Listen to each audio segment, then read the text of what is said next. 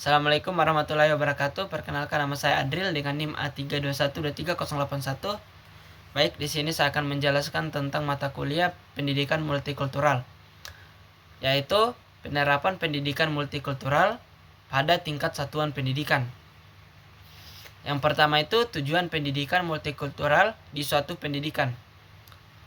Yang pertama itu menumbuhkan sikap toleransi, empati, dan saling menghargai. Terus mengurangi diskriminasi, stereotip, dan prasangka. Yang ketiga itu membentuk peserta didik yang memiliki wawasan kebangsaan namun tetap menghormati perbedaan. Terakhir, membekali siswa dengan keterampilan sosial untuk hidup harmonis dalam masyarakat majemuk. Adapun prinsip-prinsip pendidikan multikultural. Yang pertama itu inklusivitas. Semua peserta didik mendapat kesempatan yang sama dalam setiap aspek pendidikan tanpa terkecuali. Terus demokratis, memberikan ruang bagi kebangsaan berpendapat dan berekspresi dengan cara yang santun dan bertanggung jawab. Adapun humanis, menghargai martabat setiap individu sebagai manusia seutuhnya, menjunjung tinggi nilai-nilai kemanusiaan. Terus keadilan, memastikan tidak ada diskriminasi dalam penyediaan layanan pendidikan serta perlakuan terhadap siswa. Adapun bentuk penerapan di tingkat satuan pendidikan. Yang pertama itu kurikulum dan mata pelajaran. Integrasi nilai multikultural dalam mata pelajaran PPKN, IPS, bahasa, agama, dan sejarah. Terus penyusunan RPP atau modul ajar, menggunakan bahan ajar dan referensi pembelajaran. Terus penerapan pendidikan multikultural pada proses pembelajaran James A. Banks, mengidentifikasi ada ilmu dimensi pendidikan multikultural yang diperkirakan dapat membantu guru. Yang pertama itu dimensi integrasi atau isi materi.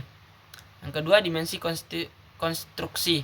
3 dimensi pengurangan prasangka. Yang keempat dimensi pendidikan yang sama atau adil. Dimensi perbedaan budaya, sekolah, dan struktur. Terus terapan pendidikan multikultural dalam budaya dan lingkungan sekolah. Yang pertama itu lingkungan sekolah inklusif.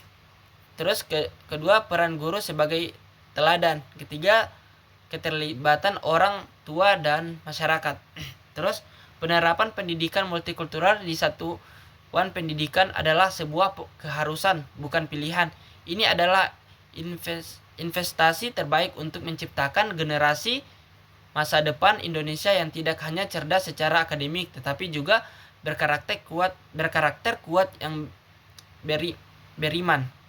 Terus prinsip-prinsip mengakui dan menghargai keanekaragaman budaya, terus meningkatkan kesadaran dan penghargaan terhadap keanekaragaman budaya dan strategi pembelajaran.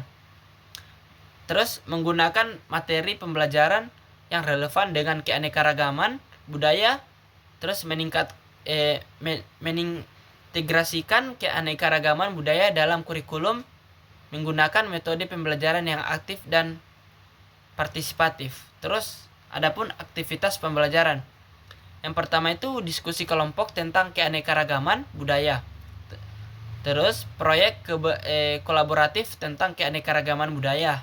Habis itu presentasi tentang keanekaragaman budaya. Lanjut. Model pembelajaran multikultural dapat meningkatkan kesadaran dan penghargaan terhadap keanekaragaman budaya. Dengan menggunakan strategi pembelajaran yang tepat, guru dapat mempromosikan kesetaraan dan keadilan dalam pembelajaran. Model pembelajaran multikultural dapat membuat siswa menjadi lebih toleran dan menghargai keanekaragaman budaya. Baik, mungkin itu saja yang bisa saya jelaskan. Lebih dan kurangnya saya mohon maaf. Wabillahi taufiq wal hidayah. Wassalamualaikum warahmatullahi wabarakatuh.